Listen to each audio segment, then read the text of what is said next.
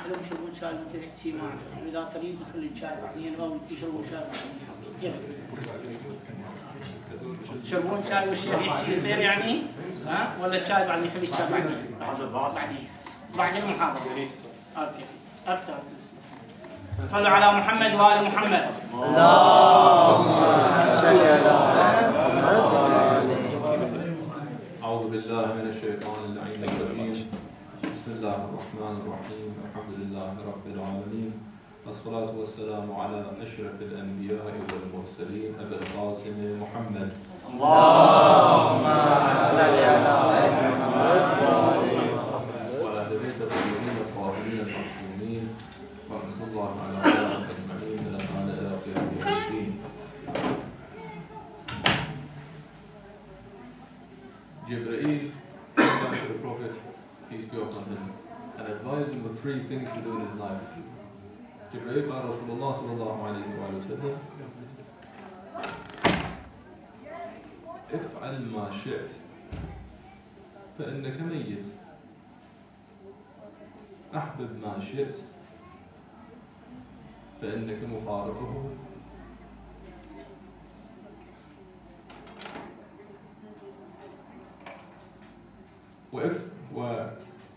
وإش ما شئت فإنك ميت. Three things. إش ما شئت فإنك ميت. Live as you like because you're already dead. First of all, with regards to Jibreel speaking to the Prophet sallallahu alaihi wasallam, there may be concern in people's minds in that Jibreel has a lower place than the Prophet. So why is it that Jibreel is giving advice to the Prophet, peace be upon him? And the reason is the Prophet in the hadith came to Jibreel and asked Jibreel for advice. And Jibreel refused from humility and said, whatever I give you, whatever advice I give you, you know already. You are more knowledgeable than me by far, and you know whatever I have. Yet the Prophet insisted, hence Jibreel gave these three advices. Now, before going into the Rawaya and before splitting the hadith into pieces and explaining it, and inshallah using what Jibreel told the Prophet, there is a lesson to be learned in humility and humility of the Prophet before we go into the hadith. That although he knows that he's more knowledgeable and more complete than the angels, including Jibreel, he asked for advice to be humble. Humility is one of the attributions of the Prophet, peace be upon him, and one of the attributions that we've been taught to have, which is extremely important. إِشْ مَا شِئْتْ فَإِنَّكَ مَيِّتْ. He's trying to say that you can live as well as you like, or however you wish, as long as you remember that death is around the corner. As long as you remember that this life has an ending, and that ending has an eternal afterlife after it, then live as you wish. If, in the back of your minds, you always have this, that the 50, 60, 70, 80, 90 years that we've been put down here as a test has an ending just round the corner and we never know where it is.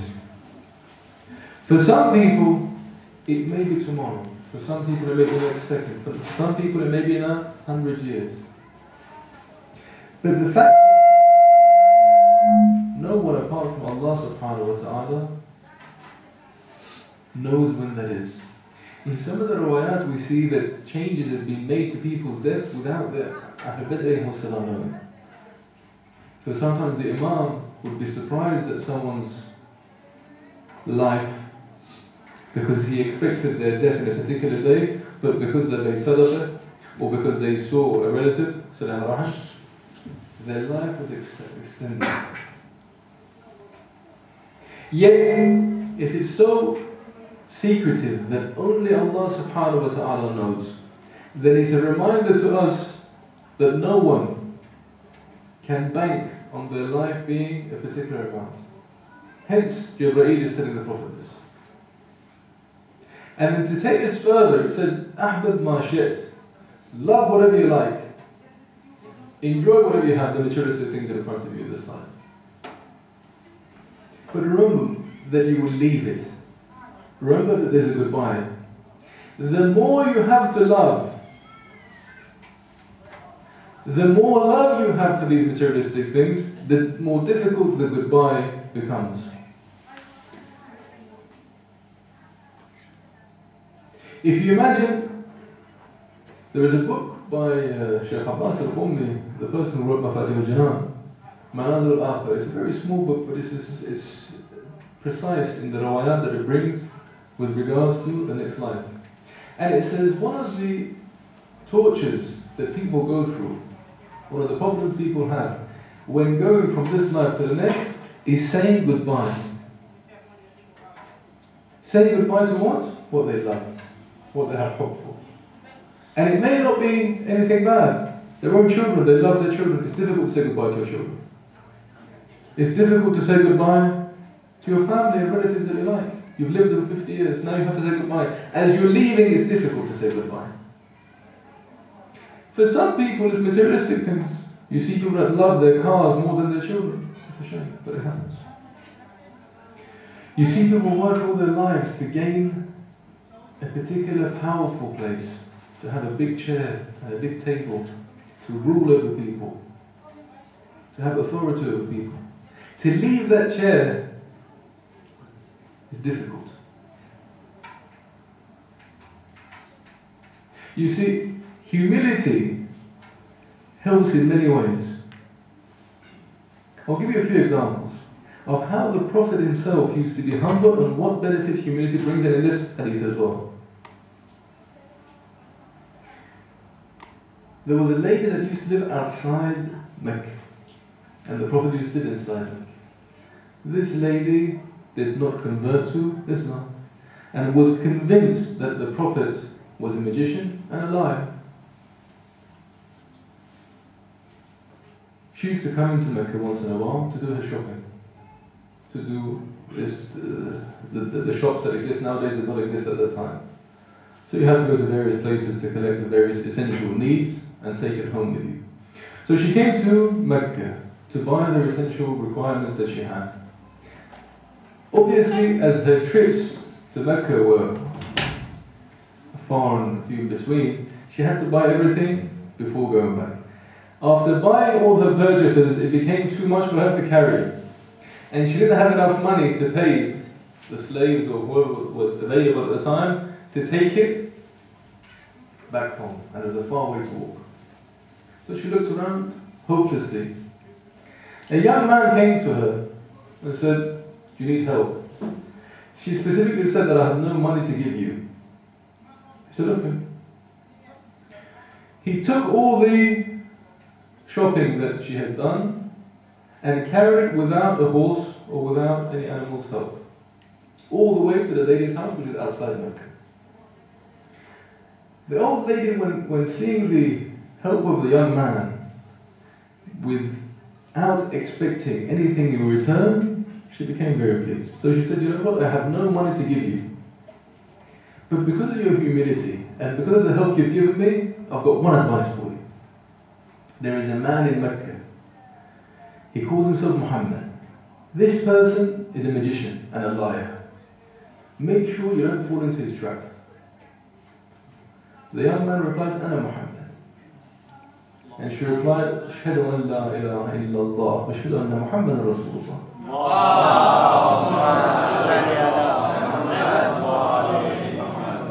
It's such a simple act.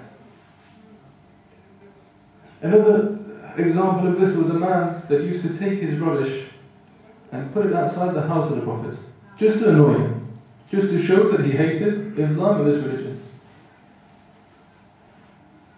In those days, people were in charge of taking their own rubbish and disposing it. It wasn't a council that came with big cars. One day the Prophet got up and saw the rubbish was not there. He asked people who this person was, which of the neighbours. They said, it's that neighbour. Why hasn't he come? The person is sick. The Prophet knocked on the door and said, I've come to see you, to wish you well, and to see if you need anything in your sickness. And this person there and then became a Muslim. So these are many stories, one after the other one can narrate, of the Prophet ﷺ, how his humility helped bring people towards him. And his humility towards Allah subhanahu wa ta'ala, and the humility of others. See, for example, when someone has arrogance, there is one arrogance towards people which is not good. And there is one arrogance to Allah subhanahu wa ta'ala which is even worse. For example, the Prophet, in the hadith that we have, in the majalis that he would sit in a way when a person used to come in, would say, who is Muhammad between you? He would sit in a way that no one recognized he's a Prophet. In fact, in some of the riwayat he liked to sit in a circle, so there was no top and bottom or no head. So no one could distinguish. In the riwayat it says when people asked him something when he was on a horse, he would either come down from his horse or ask them to come up on his horse as well, or meet them at their place so that he wouldn't be on a horse and they wouldn't be walking. Out of respect for those people. That humility grabs people towards you. If you look at ourselves nowadays, it's the complete opposite. We work day and night in order to gain a car. When you gain a car, you automatically feel superior to those people that are walking, or those people who are on bicycles or motorbikes. Especially if that car has a Mercedes sign or something, or a Rolls Royce sign. You automatically feel better than the people that are below you. If you go to a plane and you sit in the business class or first class section, you see the people behind you as below you. This is something that can be cancerous towards a person. But what is more important is humility towards Allah subhanahu wa ta'ala. If a person has arrogance when talking to Allah subhanahu wa ta'ala, when praying to Allah subhanahu wa ta'ala, then that's the biggest danger. Because Allah subhanahu wa ta'ala has given you all these blessings. And then, I remember a friend of mine used to, when we used to ask him how he did, he used to say, I'm drowning in blessings. And truly we're drowning in blessings. Everything around us. From our health, from our wealth, from our iman. All these blessings that are around us, we could never say thank you to Allah subhanahu wa ta'ala. Now imagine instead of thanking Allah subhanahu wa ta'ala, turning it around and being arrogant about it. When you're sitting in Qibla towards Allah subhanahu wa ta'ala, you do your prayer, that's it, and go. If you recite the du'as that we have, such as Dua Abu Hamza. Dua Abu Hamza has many attributes and many things that one can learn from. One of the attributes of Dua Abu Hamza from Ali is that for all those people who are not in the madhab of Ahlulbayt, you can show them what Tawheed is from this dua. Tawheed, look at this dua. The other is the way to talk to Allah subhanahu wa ta'ala. You see that it's begging Allah subhanahu wa ta'ala in the nicest of ways, in the most humble of ways. In one part of it, it begs Allah subhanahu wa ta'ala to allow him to be elevated to the position of Tawbah.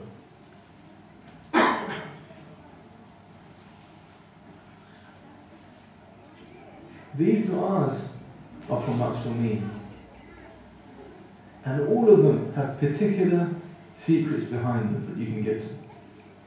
Hence Allah subhanahu wa ta'ala has given us this test. Each test that you pass, you go up a step. See, these riwayat that we have about Yawm al-Qiyamah and about how we will be, it's not all to scare you. It's just to show you that this life is just a test. And just like every other test, it's short in its period, and there are consequences after a test. It's for us to realize that every action that you have will have a consequence, good or bad. And each part of your body that's given to you is given to you as an amana. It's something in your hand for a short period of time which you have to ask. And depending on how you use that, your place changes after the test. If the Prophet's birthday, for whom we're here today, one of the most popular characteristics that is famous amongst us is that he was Ameen. Correct? He was called Ameen. Now, to do with this Ameen, Ameen is a person that takes an amana, takes something that's someone else's, and takes care of it correctly. Takes care of it properly. And then returns it when they ask for it back. Someone gives me this subhan, this is Prophet Muhammad says, you know what, look after it. I look after it, I put it in a box, and I put it to the side. I don't try to use it for my own purpose. I don't take it away, I don't give it to people, I don't sell it. I keep it when they come to see.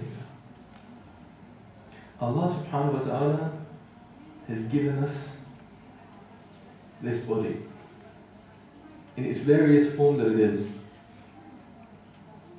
When you open up this body, what is inside it? If you go back to how it was created, what is it? It's rubbish. Inside you saw the najasa. If you take the skin away, what do you see?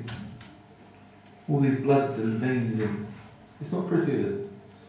Yet Allah subhanahu wa ta'ala has put a nice cover on it, a nice skin, to give you a presentable look. More importantly,